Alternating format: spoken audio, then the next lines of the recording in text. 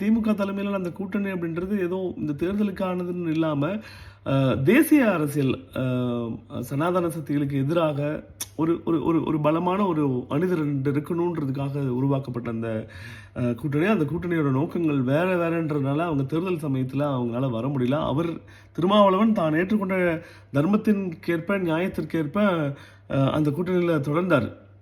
தொடருக்கான ஒரு நிர்பந்தங்கள் இருந்தாலும் கூட, வெளியில வர்றதுக்கான வாய்ப்புகள் இருந்தாலுமே கூட, இடைஞ்சல்கள் தொடர்வதற்கான இடைஞ்சல்கள் இருந்தாலுமே கூட, அவர் அதில பல கட்சிகள் தொடர்ந்தாங்கன்னு தான் சொல்லணும். வரல. ஒருவேளை அதிகார வெறி இருந்திருந்தா வந்திருக்கலாம். அது மட்டும் இல்லாம அந்த சமயத்தில விஜய் வந்து ஒரு சோதிக்கப்படாத ஒரு சக்தி. தமிழக தேர்தல் அரசியல்ல சோதிக்கப்படாத ஒரு சக்தின்றதுனாலயும் விட்டுட்டு வரலையோ, இல்ல அந்த கூட்டணிக்கு பங்கம் வந்துடக்கூடாதுன்றதுல அவங்க ரொம்ப உறுதியா இருந்ததுனால தேர்தலுக்கு முன்னாடி வரல. தேர்தலுக்கு பின்பு காட்சிகள் மாறுது, அப்படியே மாறுது. ஆம், திமுக கொண்டு வந்த அந்த சதித்திட்டங்களுக்கெல்லாம் திமுகவுக்கு பெரும்பான்மை கிடைக்கலன்னா விட்டுருங்க. பெரும்பான்மை இருக்கிறவங்க ஆட்சி பண்ணுறது தான் ஜனநாயகம் அப்படின்னு சொல்லி அந்த ஜனநாயகத்துக்கு தாங்கி பிடிச்சிருக்காங்க விடுதலை சிறுத்தைகளும் திருமாவளவனும் கம்யூனிஸ்டுகளும். இப்போ அவங்களுக்கு ஆட்சி அதிகாரம் தான் வேணும் அப்படின்னா இந்த நிர்பந்தம் ஏற்பட்டிருப்பதப்பவே விஜய் திருமாவளவன் விசிகா காரங்க தாவேக்கா காரங்கிட்ட எங்களுக்கு ஆட்சி அதிகாரத்தில் பங்கு வேணும், துணை முதலமைச்சர் வேணும்னு எந்த போர்ட்ஃபோலியோ வேணாலும் கேட்டுருக்கலாம். ரொம்ப கண்ணியமாக நிபந்தனையற்ற ஆதரவை அவங்க வெளிப்படுத்தி ஆட்சி அமைஞ்சதுக்கு அப்புறம் தாவேக்காவோட வற்புறுத்தலின் பேர்லையும் நிர்பந்தத்தின் பேர்லையும் ஒரு அமைச்சரவையை எடுக்கிறாங்க. ஏன் அவங்க எடுக்கக்கூடாது? ஆட்சி அதிகாரத்தில் பங்குன்றது அவங்களுக்கான உரிமை தானே. காலமே அவங்களுக்கு தருது, காலமே தருது. பல வருஷமா கூட்டணியில் இருக்கிற திமுக தர முன்வராததை காலம் தருது. இவங்க வேண்டான்னு சொல்லி கூட அவங்க நீங்கள் இருக்கணும்னு ஆசைப்பட்டு சமூக நீதித்துறையை தந்திருக்காங்க.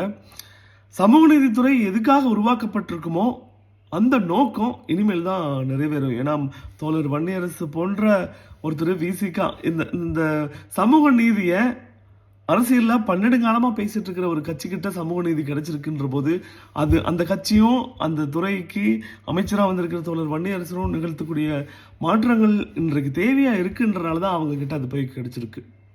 திமுக காரங்க உங்களோட தோல்வியை ஜீரணிக்க முடியாமல் யாரெல்லாம் கிடைக்கிறாங்களோ பிடிச்சி புரண்டு வச்சுட்டு இருக்கிறீங்க. தயவு செஞ்சு இதை நிறுத்திக்கோங்க. உங்கள் தோல்விக்கான காரணம் அப்படின்றது தேர்தலுக்கு முன்பிருந்தே அவங்களோட கூட்டணியில் இருக்காங்கலாம் பேசிட்டு இருந்தீங்கன்னா அது நல்லாவே இல்லை. உங்களோட தோல்விக்கான காரணம் அப்படின்றது நீங்கள் செஞ்ச விளம்பர மாடல் அரசு தான். நீங்கள் சொசைட்டி அப்படியே சப்ரஸ் பண்ணி வச்சுருந்தீங்க, உங்கள் இதில் வச்சுருந்தீங்க, ஒரு மாயையை உருவாக்கி வச்சுருந்தீங்க. உங்களுக்கு எதிராக யாருமே பேசக்கூடாது, உங்களுக்கு எதிராக எந்த கருத்துமே இருக்கக்கூடாது, எதுலையுமே செயல்படக்கூடாது. எல்லா துறைகள்லையும் ஊழல், கமிஷன், ஒரு மறைமுக கட்டணங்கள், அந்த மாதிரியான பல விஷயங்கள் இருந்தது.